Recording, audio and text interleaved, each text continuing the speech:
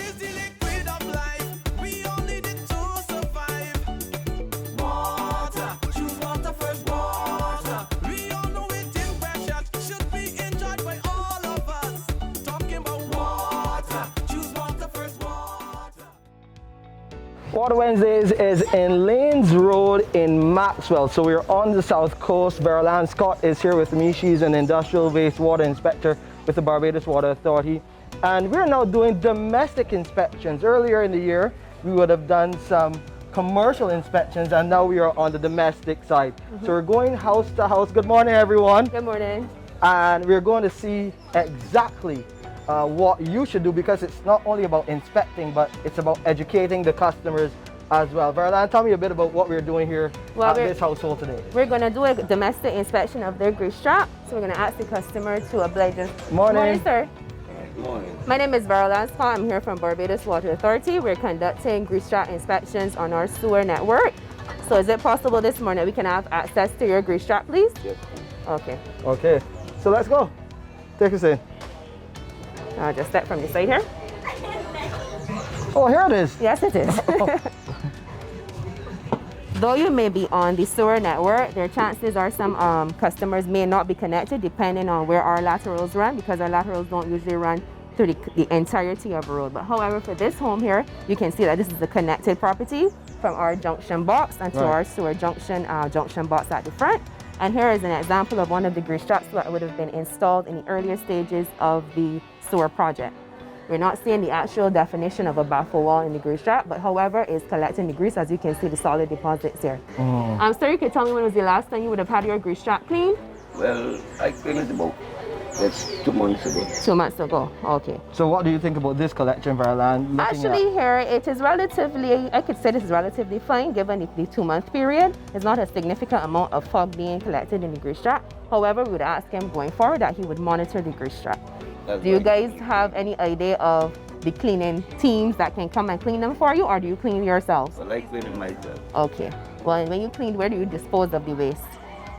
You should have in the bottom of the banana trees. Okay, so you use it as a form of fertilizer then? Okay, that's quite all right too as well, but we want to monitor that because though it may be food deposits present within the box, you may encourage vermin. So when you do that, please ensure that you spray some insecticide or some kind of bait around it to ensure that you don't encourage vermin around the property.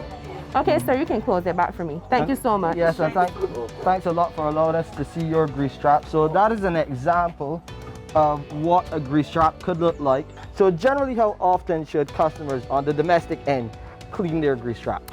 I can't really stick to a particular regime for domestic properties. However, it depends on the amount of meals prepared during the course of over the week. So this is something you will have to monitor. Right. It's different to how a commercial establishment, we can say, well, you're preparing 7 or 6 meals a week or a day, depending on what kind of activity you're generating, then we can do a regime for you. But for domestic properties, we advocate that you should monitor your grease traps on a weekly basis. Another important element of the sewer network is, of course, the stormwater drains. And I know in the past there have been some complaints of customers going and removing the lid to allow other debris to run in, and that's not what you want. They're specifically for stormwater. What are you seeing there, and what do you want people to look out for? All right, as it relates to the stormwater connections, customers usually have their stormwaters running directly to the grease trap, and that is something that we want to discourage because our sanitary sewer is only to actually receive the sanitary waste coming from the domestic homes and not the rainwaters or surface waters, because that allows for us to not be able to account for the extra flow that is coming into the plant, and the system wasn't built to receive that. Okay. So we're asking customers, if they have these connections running to the grease trap, to please desist from doing this. Are you still getting a lot of that practice? Based from our inspections thus far, we've only been seeing a lot of commercial establishments on the network with that kind of issue. However, we're not seeing that so much with our domestic properties as yet. We know what would have happened right here on the South Coast in previous years. We don't want a repeat of that. You have to play your part, and we, the inspectors and at the Barbados Water Authority, will be definitely playing our part as well. We want to thank you for watching another edition of Water Wednesdays. To view this or previous episode again, please visit our website, www.barbadoswaterauthority.com. You can go to our Facebook or Instagram pages for additional information and subscribe to our Water Wednesdays channel on YouTube. You can find us there.